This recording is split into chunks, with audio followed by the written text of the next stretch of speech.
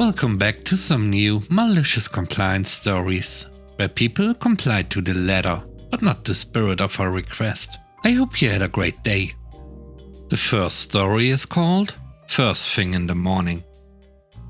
Many years ago, I had a very demanding client at work. I was traveling on an assignment, and while I was gone, this person was trying to reach me.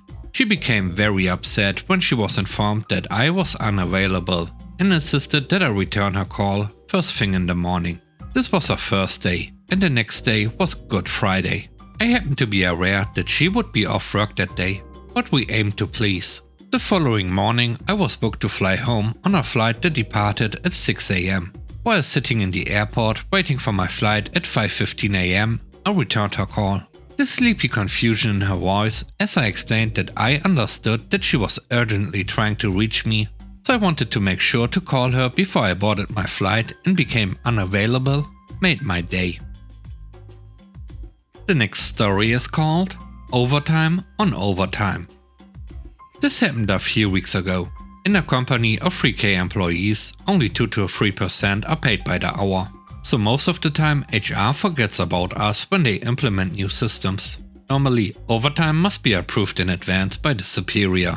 There was a paid national holiday, but because of the nature of my specific work, I had to come in anyway. It was approved and all was normal, until I checked my payslip. Our normal week is 40 hours. Thus, paid holiday is 8 hours.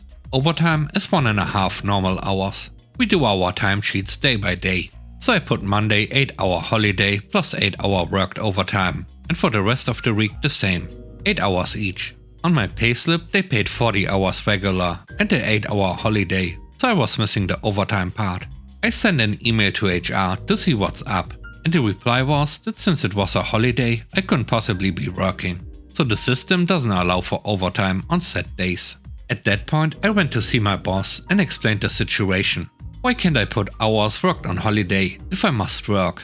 And why, if I couldn't be working, they still pay me my regular hours? This makes no sense. We have 10 paid holidays per year, so it's a recurrent issue. I also presented the point in our national legislation that said I was right. Holiday must be included in the initial 40 hours, so anything extra is overtime. We just came out of a 1.5 year battle with HR, because they didn't take overtime in the calculations for our vacations. My boss didn't want to start again so soon, so he asked how many hours are we talking about. 8 hours, but only the overtime part, so 4 actual hours. He told me to just put these hours this week, and for the next time to put 16 hours on a work day, and no time worked on holiday to not break the system. So I did just that. Normally I would have to take a part of Friday off to not do overtime, but he told me to put it this week, so it was like approval to me. So I did 40 hours and put those 4 hours in overtime. The following week he asked me about it with a smile, telling me I see what you did there. Not much, but I did get a few extra bucks out of it. The third story is called Time Usage Accounting.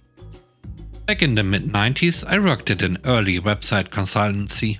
Some decisions were made by upper management that were not inherently bad decisions, but when stacked turned into a giant mess. The first decision was not to sell products but services, and to bill appropriately. I'm still convinced that they made this decision not because it was a better fit for the business or because they could make more money that way. They did it because they could not define and price actual website products, so they stuck with billing clients for hours. But this is workable. Then there was an observation that the worker bees who built the websites were not doing a good job of accounting for the hours spent. They were therefore letting money slip through the company's hot little hands. A better method was needed to track hours. Spreadsheets would have worked just fine, but one upper management person got a bee in his bonnet about using some brand new software to do the job. We were put through hours of training by some bright-eyed customer reps, installed the software, and off we went. This software was really bad. It also ran only on Windows, and this was a Mac shop, because web design on Windows at the time was not a thing. We had one Windows NT server, and the software got loaded onto it, along with some other mission critical stuff that also only ran on Windows.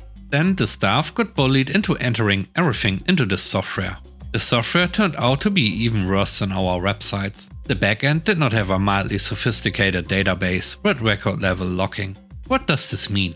Usually, when you have a system where multiple people are expected to use it at once, you have a mediator that passes out permissions to edit only those bits you need, while allowing other people to edit only those bits they need. This prevents people's changes from overwriting each other, while allowing them all to make changes at the same time, without waiting for the last person to finish up. Based on actual observed performance, the software was making changes to a single file. If more than one person needed to enter data, they were waiting for the other person to finish up, and the software to release the lock.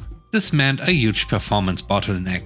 On top of it, the server was doing other stuff, so it would metaphorically wander off and say, print something while people were waiting for the time management software. What this looked like for the helpless web designers was that instead of entering their hours on projects as they went, they would hit the end of the day and realize they needed to enter their hours. Something they'd been too busy to do because they had been overworked all day trying to make websites. Then, as everyone else tried to enter their hours, they ended up staring at spinning beach balls on their screen as time ticked by, waiting for everyone else to finish entering their hours. If you walked around the office at the end of the day, you saw people staring at their monitors with glazed expressions, occasionally moving their mouse fitfully. As an IT person, I was one of the few worker bee level people who had permission to create categories for timekeeping. So I created one for entering your hours in software, so that people could account for their time waiting for the software to let them record their billable hours. Naturally, time spent entering your hours was not billable. Entries to that category skyrocketed as people noticed it. I have no idea what happened after that, as I left the company. The next story is called Malicious Compliance.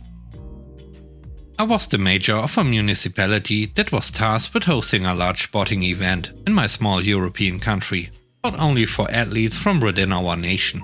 People from all over would come to my town, and we were tasked with housing the athletes and constructing a sporting facility. The sporting committee gave us an estimate of around 12 million euros.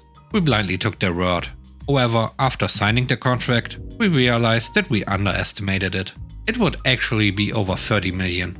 If we backed out now, then we'd have to pay a heavy fine to the sporting organization. Hotels? We plan to have the athletes stay in home shares with local families. Sporting facility? Thanks to our municipality's influence on coding laws and building classifications, we classified the facility as a temporary community facility. This allowed us to use portable toilets instead of connecting the building to the sewer and having other cost-saving measures. Seating? Nowhere did the contract specify that the sporting arena required spectator seats, so we planned an arena without any. All these adjustments would bring the cost down to a mere 4 million. We got the plans and permits and were ready to start constructing.